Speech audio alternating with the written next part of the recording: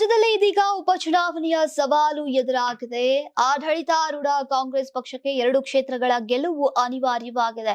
ಸರ್ಕಾರದ ವಿರುದ್ಧ ಆಡಳಿತ ವಿರೋಧಿ ಅಲೆಯನ್ನ ಸಾಬೀತು ಮಾಡೋಕೆ ಈಗ ವಿಪಕ್ಷಗಳು ಹವಣಿಸ್ತಾ ಇರುವಂತಹ ಸಂದರ್ಭದಲ್ಲಿ ಕಾಂಗ್ರೆಸ್ ಸರ್ಕಾರ ಜನಾಭಿಪ್ರಾಯ ತನ್ನ ಪರವಾಗಿದೆ ಅನ್ನೋದನ್ನ ಸಾಬೀತು ಮಾಡಬೇಕಾಗಿದೆ.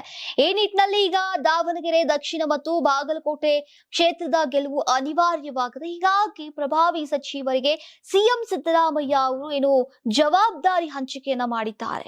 ನೀವು ಸಣ್ಣ ಆಗ್ಬೇಕಲ್ವಾ, ಅದು ಒಂದು ಉತ್ತಮ ಆಹಾರದಿಂದ ಸಣ್ಣ ಆಗ್ಬೇಕಲ್ವಾ. ಪ್ರತಿದಿನ ನಮ್ಮ ಜೀನಿ ಸ್ಲಿಮ್ ನ ಯೂಸ್ ಮಾಡಿ ಯಾವುದೇ ಸೈಡ್ ಎಫೆಕ್ಟ್ ಇಲ್ದಂಗೆ ನೀವು ಸಣ್ಣ ಆಗ್ತೀರಾ. ಈಗ ಅಲ್ಪಸಂಖ್ಯಾತರ ಅಸಮಾಧಾನ ತಣಿಸುವ ಜವಾಬ್ದಾರಿಯನ್ನ ಸಚಿವ ಜಮೀರ್ ಅಹಮದ್ ಖಾನ್ ಅವರಿಗೆ ವಹಿಸಲಾಗಿದೆ. ದಾವಣಗೆರೆ ದಕ್ಷಿಣ ಕ್ಷೇತ್ರದಲ್ಲಿ 80,000ಕ್ಕೂ ಅಧಿಕ ಮುಸ್ಲಿಮರಿದ್ದಾರೆ. ಹಾಗಾಗಿ ಅವರ ಮತಗಳು ಬಹು ಮುಖ್ಯವಾಗಿವೆ. ಈ ನಿಟ್ಟಿನಲ್ಲಿ ಜಮೀರ್ಗೆ ಸಿಎಂ ಟಾಸ್ಕ್ ಅನ್ನ ನೀಡಿದ್ದಾರೆ.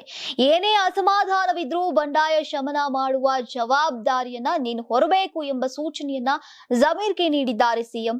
ಇನ್ನು ಒಳ ಮೀಸಲಾತಿಯು ಉಪಚುನಾವಣೆಯಲ್ಲಿ ಪರಿಣಾಮ ಬೀರುವ ಸಾಧ್ಯತೆ ಇದೆ. ಅದರಲ್ಲೂ ಕೂಡ ಬಾಗಲಕೋಟೆಯಲ್ಲಿ ಇದು ಪ್ರಚಾರ ಅಸ್ತ್ರವಾಗುವಂತಹ ಸಾಧ್ಯತೆಯನ್ನ ಅಲ್ಲಗಳೆಯುವಂತಿಲ್ಲ. ಈಗ ಒಳ ಮೀಸಲಾತಿ ಸಂಬಂಧ ದಲಿತ ಸಮುದಾಯದಲ್ಲಿ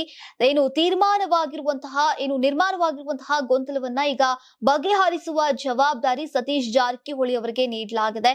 2 ಕ್ಷೇತ್ರಗಳಲ್ಲಿ ದಲಿತ ಸಮುದಾಯದ ನಾಯಕರಿಗೆ ವಸ್ತು ಸ್ಥಿತಿಯನ್ನ ತಿಳಿಸಿ ಅಸಮಾಧಾನ ಶಮನಗೊಳಿಸುವಂತಹ ಜವಾಬ್ದಾರಿ ಈಗ ಸತೀಶ್ ಅವರಿಗೆ ನೀಡಲಾಗಿದೆ. ಈ ಹಿಂದೆ ಕೂಡ ಸತೀಶ್ ಅವರು ಶಿಗ್ಗಾವಿ ಉಪಚುನಾವಣೆಯಲ್ಲಿ ಪ್ರಮುಖ ಜವಾಬ್ದಾರಿ ನಿರ್ವಹಣೆಯನ್ನ ಮಾಡಿದ್ರು. ಈಗ ಕಾಂಗ್ರೆಸ್ ಅಭ್ಯರ್ಥಿ ಯಾಸೀನ್ ಖಾನ್ ಪಠಾಣ್ ಅವರ ಗೆಲುವಿನಲ್ಲಿ ಸತೀಶ್ ಅವರ ಪಾತ್ರ ಮಹತ್ವದ್ದಾಗಿತ್ತು. ಹೀಗಾಗಿ ಈ ಬಾರಿ ಕೂಡ ಸತೀಶ್ ಅವರನ್ನೇ ಅಖಾಡಕ್ಕಿಳಿಸಿದ್ದಾರೆ. ಒಟ್ನಲ್ಲಿ ನಾಯಕತ್ವದ ಬದಲಾವಣೆಯ ಚರ್ಚೆಯ ಸಂದರ್ಭದಲ್ಲಿ ಸಿದ್ದರಾಮಯ್ಯ ಕುರ್ಚಿ ಗಟ್ಟಿಗೊಳಿಸುವಂತಹ ಮತ್ತೊಂದು ಯತ್ನದಲ್ಲಿದ್ದಾರೆ. ಉಪಚುನಾವಣೆಯ ಫಲಿತಾಂಶ ಅವರಿಗೆ ಈ ನಿಟ್ಟಿನಲ್ಲಿ ಅನುಕೂಲ ಕಲ್ಪಿಸುವಂತಹ ಸಾಧ್ಯತೆ ಇದೆ.